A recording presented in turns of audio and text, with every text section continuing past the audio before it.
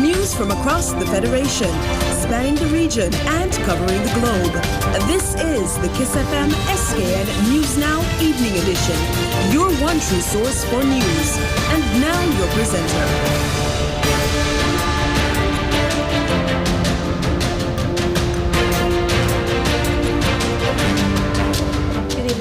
Brandon. Today is Thursday, 2nd March 2017. This is the SKN News Now Evening Edition.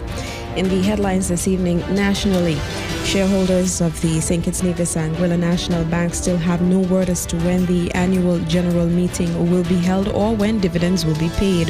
Regionally, Trinidad and Tobago police have reported that the carnival season was free of sexual assaults.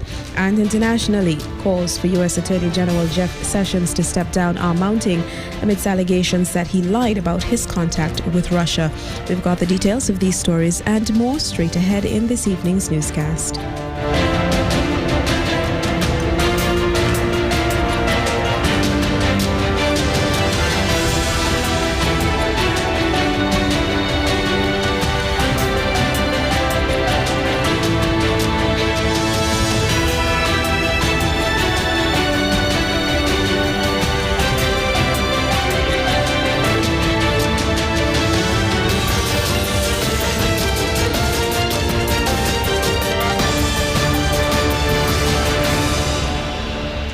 Concerns continue to be expressed over the St. Kitts Nevis Anguilla National Bank's failure to pay dividends to its shareholders for the business year 2015-2016. Adding his voice to many who have expressed concern about this issue is parliamentarian Honorable Conress Maynard. Given the institution's financial year ends in June each year, Maynard says an explanation is now long past due. I understand that there has yet to be an AGM. There's also yet to be any announcement of dividends as it pertains to the bank. And so we are waiting in abeyance to find out from the relative representatives what is the holdup on AGM and why haven't persons received any dividends as yet coming to the end of another financial year. Shareholders, of which the government holds the majority, have been expressing concern over the unpaid dividends since earlier this year, as payment of dividends is usually completed in December or January. The new National Bank Board, appointed by Prime Minister and Minister of Finance, Dr. Timothy Harris, is chaired by Mr. Howard McCrane. The 45th Annual General Meeting of the St. Kitts Nevis Anguilla National Bank Limited was held on January 21st, 2016. Net profit before tax for 2015 was EC $23.3 million. Meantime, Senator Nigel Carty says that the signs of dictatorship in the governance of St. Kitts and Nevis are becoming clearer. On Wednesday, the Labour Party appointed senator outlined several of the freedoms that have been a part of the Federation's way of life and which accompany democratic governance. What we are seeing here in St. Kitts and Nevis are some of the vital signs of a dictatorship.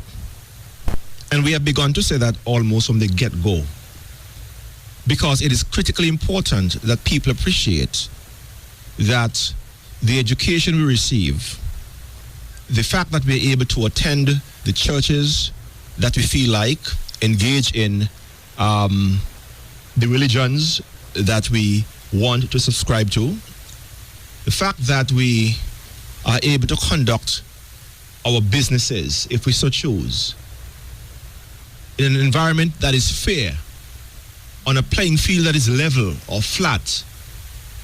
All of these things depend on what we refer to as democracy. The kind of government where ordinary people understand and not just believe, but are in fact the people who are the government. Making reference to Prime Minister Timothy Harris's statement discouraging persons from listening to media reports on radio, Senator Carty remarked that this provided clear evidence of an emerging dictatorship. John McCain gave one of the very critical, vital signs of an emerging dictatorship. One of them, he said, is an attempt to muzzle the press an attempt to conceal information, which is critically important as part of the lifeblood of a democratic country. There are some people, like Timothy Harris, who feel that it is good politics to undermine the press, to discourage people from being the most active participants in their democracy by listening and paying attention to the issues that are being debated. Listening to a radio program doesn't mean that you have to agree with the issues. But discouraging people from being able to do that is one step further in a very bad direction for the democracy of our country.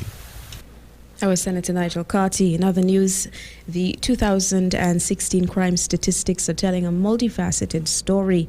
The efficiency of law enforcement agencies, the status of society, and the state of affairs produced by the interaction or lack thereof between those two entities. In-depth analysis of the statistics supports the widely expressed commonplace public sentiment that the people of St. Kitts and Nevis appear to have lost respect for and have very little confidence in the country's law enforcement agencies. The category against lawful authority showed an increase of 18% in 2016, also showing an increase were crimes in the category offences against property, which rose by 43.6%. A significant increase of 65.2% was recorded in wounding incidents in 2016 compared to 48% in 2014. Incidents categorized under shooting with intent rose by 400% in 2015 and by an additional 160% in 2016. Overall, the 56.8% rise in federal crime in 2016 represents a 39% rise in criminal activity in the Federation since the year 2014. The formation of the Delta Squad in October 2011 initially yielded mixed reactions from the general public. It was commanded solely by then Commissioner of Police Dr. C.G. Walwyn. Over time, the squad proved its worth as the federal murder rate in particular decreased dramatically in 2012 from 18, or that should be from 35 to 18 in 2012. In mid-2012, American criminologist Dr. Edward Maguire visited the Federation to conduct a rapid assessment of local gangs.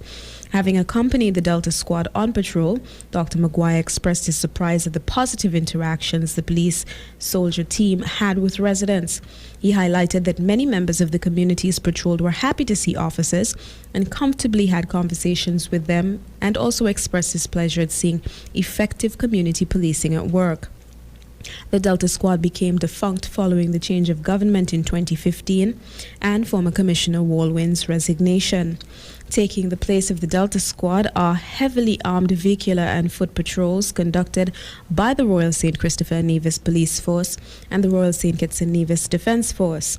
The increased visibility in communities and show of force by both agencies has, however, been matched by a stark upsurge in criminal activity in the Federation.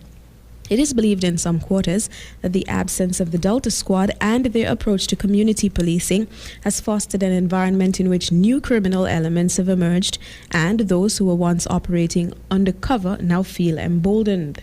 Based on the 2016 statistics, the noted upward spiral in crime may very well be in part a direct consequence of the loss of the Delta Squad's tactical efficacy and respect and confidence the two partnering law enforcement agencies acquired from it. The Team Unity Administration has taken the decision to upgrade the marina at Christophe Harbour. According to the post-cabinet briefing issued earlier this week, the marina will now serve as an official port of entry to St. Kitts and Nevis.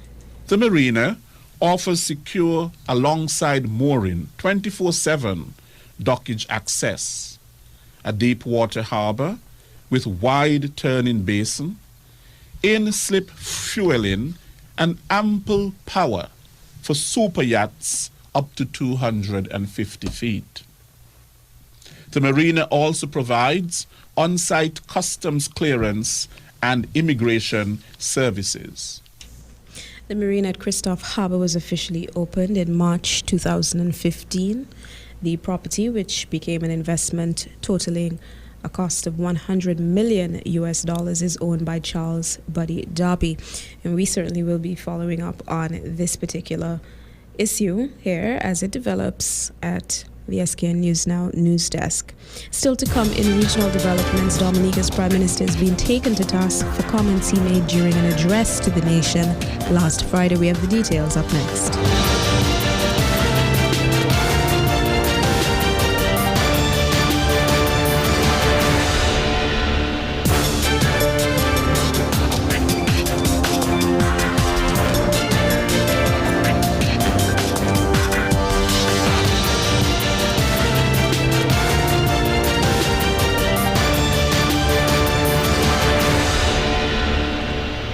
In Trinidad and Tobago, police have reported 15 serious crimes and 182 arrests for the carnival season, which resulted in 112 charges being laid.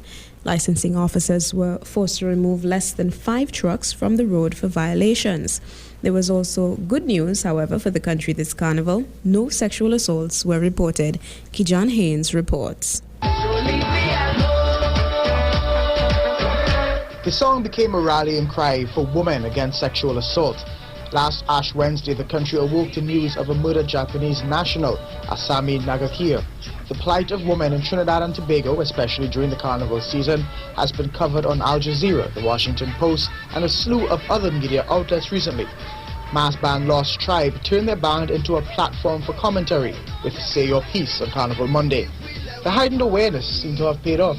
There wasn't one single reported incident in relation to any of that type of offences against our female folks. The police, on the other hand, didn't have such a safe carnival season. The TTPS reported 2 serious incidents against their officers. One to an off-duty officer during Juve celebrations near Sagicor building in Port of Spain, and the second was an assault against 2 officers in Tobago who tried to remove patrons from a Juve band. The police service would not take lightly. That act is one that we want to condemn, and we want to indicate that those sort of behavior would not in any way be tolerated. A TTPS officer, Sherwin Carlton Cedeno, died in a fatal accident along the Solomon Hotroy Highway on Monday morning. It was one of 2 fatal accidents over the carnival celebrations. In all, there were 15 serious reported crimes, including 1 homicide. The other offences recorded include 3 woundings, 3 shootings with intent, 3 larceny from the person, 3 robberies with violence, 1 assault with intent to rob, and a larceny motor vehicle. There were 24 serious incidents reported last year. In all, there were 182 arrests, 112 of whom were charged. The charges range from possession of weapons, robbery, larceny, assault, and driving under the influence. And with all the talks of student and teacher absenteeism this Ash Wednesday, ACP Dulalcham reports that 10% of officers nationwide did not report for duty on Carnival Monday and Tuesday. Opposition member of the Dominican Parliament, Joshua Francis, has accused Prime Minister Roosevelt Skerritt of breaching the country's Sexual Offences Act in his address to the nation last Friday. We have the details in this report. Member of Parliament Joshua Francis has accused Prime Minister Skerritt of breaching the Sexual Offences Act in his most recent address to the nation. Francis claimed that Skerritt breached the Sexual Offences Act 1 of 1998 by making comments likely to lead members of the public to identify a person as the complainant or as the accused in relation to a charge with an offense under this act, subject to an exception by operation of law. He called Skerritt's comments very irresponsible, reckless, and or grossly negligent. Skerritt made the comments in question on Friday, February 24th, in an address to the nation regarding the issuance of diplomatic passports. For instance, an elected member of our parliament has been issued with and holds a diplomatic passport and was arrested and charged last year for a very serious sexual offense against a minor. We seem to forget a fundamental principle by which we are guided, and that is that a person is presumed innocent until he has been found guilty by a court of law. If we were to adopt the stance that some have chosen to do, to proclaim people guilty before due process has been gone through, then we should have already revoked the diplomatic passport of that member of parliament. And in his press release, Francis stated that a formal complaint against the Prime Minister was made on Saturday, 25th February at the Roseau Police Station, calling for an investigation into that matter. Francis also stated that according to Section 2 of the Sexual Offences Act 1 of the Commonwealth of Dominica, a person who publishes or broadcasts any matter in contravention of Subject 1 of Subsection 1 is guilty of an offence and liable on conviction to a fine of $50,000 and to imprisonment for 3 years. Moving on now, to date, no arrests have been made, but investigations are continuing into the discovery of compressed Arizona cannabis in 2 barrels at the Deepwater Harbor in Antigua on Tuesday. The marijuana, whose wholesale value has been estimated at $1,009,500, weighed in at 252 pounds and 6 ounces. The illegal substance was discovered during a joint operation conducted by the Office of the National Drug and Money Laundering Control Policy, ONDCP, the Customs and Excise Division, and the Antigua and Barbuda Port Authority. The barrels, which had been shipped from the United States to an address in Antigua, also contained a handful of personal effects. Still to come in international developments tonight, French presidential front-runner Emmanuel Macron has unveiled a manifesto that's got traditionalists scratching their heads.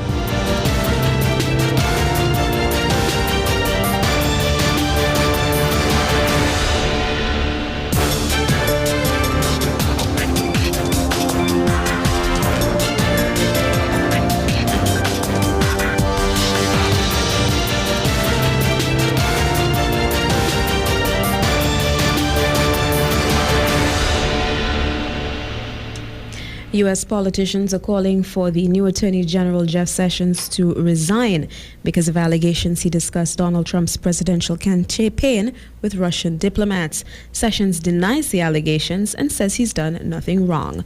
Victoria Gatenby reports. Testimony you're about to give before this committee. During his confirmation hearing almost 2 months ago, then Senator Jeff Sessions was asked about his contacts with Russia. Here's what he said.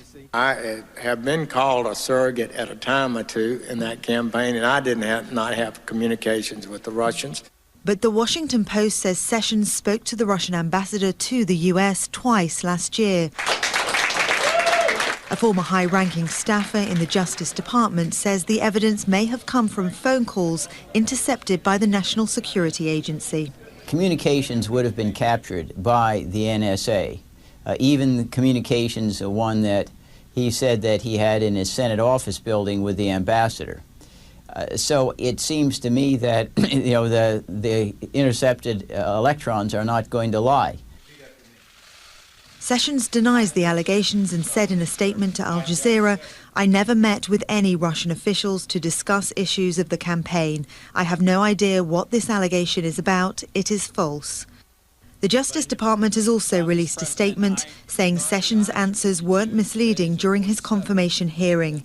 It says Sessions had more than 25 conversations with foreign ambassadors when he was a senator. The Democratic leader of the House of Representatives, Nancy Pelosi, is among several high-ranking politicians calling for Sessions to step down. She says that Sessions is not fit to serve as a top law enforcement officer of our country and must resign. Just here to start the process. The allegations surrounding Sessions follow an announcement by the U.S. House of Representatives Intelligence Committee that it is to investigate allegations of collusion between President Trump's presidential campaign and Russia.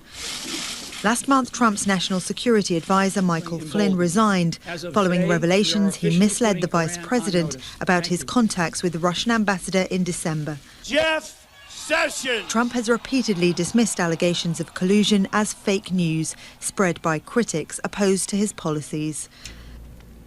Presidential frontrunner Emmanuel Macron says he will root out inequalities in France's pension system, sell down government stakes in major firms, and downsize parliament.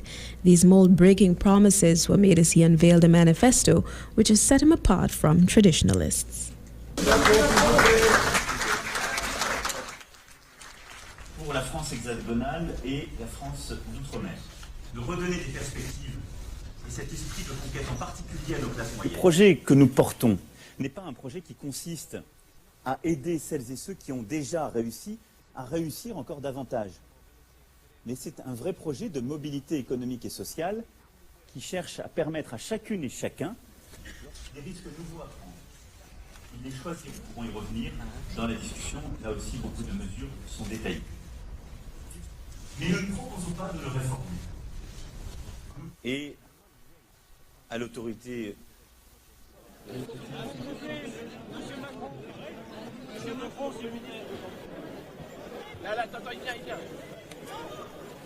I think he's talking about the right things in terms of more fiscal firepower for redistribution. The problem is he doesn't have public support on his side, either in France or across the Eurozone. The other major candidate, Marine Le Pen, is promising a referendum on France's future within the EU. So very, very polarised visions for the future for France.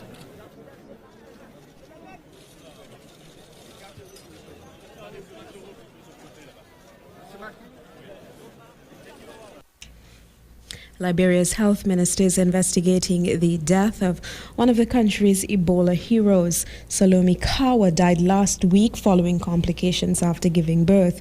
Her family says medics in Monrovia refused to help because they feared she would infect them. Katarina Vitozzi has more. Salome Kawa was perhaps one of the best-known faces of Liberia's Ebola epidemic. She was an Ebola survivor who, when she recovered, went on to volunteer as a nurse in a healthcare unit. She was then featured on the front cover of the US Time magazine as one of their healthcare workers in a series of those people who were battling the outbreak here in Liberia. Kawa died last week following complications during childbirth, and her death has sparked a government investigation here. Her family claimed that medics who were treating her were scared to go near Kawa for fear of being infected by the Ebola virus because she was an Ebola survivor. Tests have proven that traces of the virus can remain in a survivor's bodily fluids, although the risk of transmission are very low. Ebola survivors have said that they have been stigmatized and unable to access basic medical treatment. The Liberian Ministry of Health says it will be investigating her family's claims. Kawa's passing leaves behind a husband and 4 children, including a healthy 1-week-old baby boy. And that wraps up the international developments this evening. Now for a recap of our headlines. Nationally, St. Kitts, Nevis and Anguilla National Bank shareholders still have no word on when the annual general meeting will be held or dividends paid. Regionally, Trinidad and Tobago police have reported that the carnival season was free of sexual assaults. And internationally, calls for U.S. Attorney General Jeff Sessions to step down are mounting amidst allegations he lied about his contact with Russia. Still to come this evening, Sports Zone.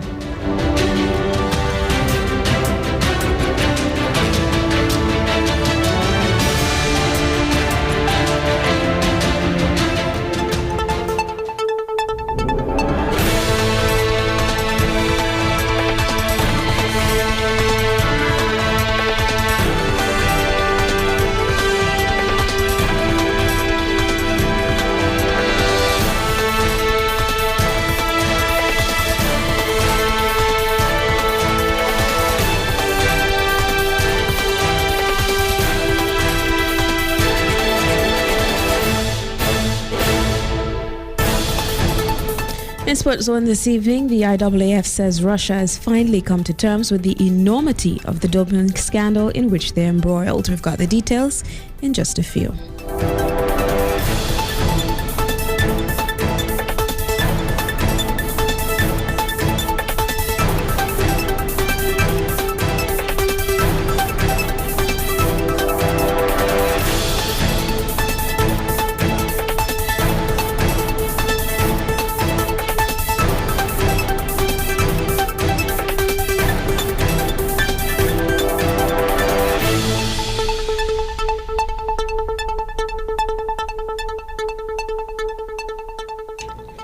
Navision Kieran Powell is reveling in his second chance at international cricket and says he intends to make the most of it and fight his way back into the Test and 2020 squads.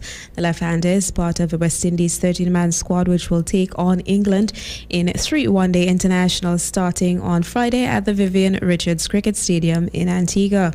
His selection comes after he returned to regional first-class competition last year after a 2-year self-imposed break from the game. Pointing out that he was not taking the opportunity to earn his spot back in world-class cricket lightly, Powell said he intends to remain focused and take charge of his performances.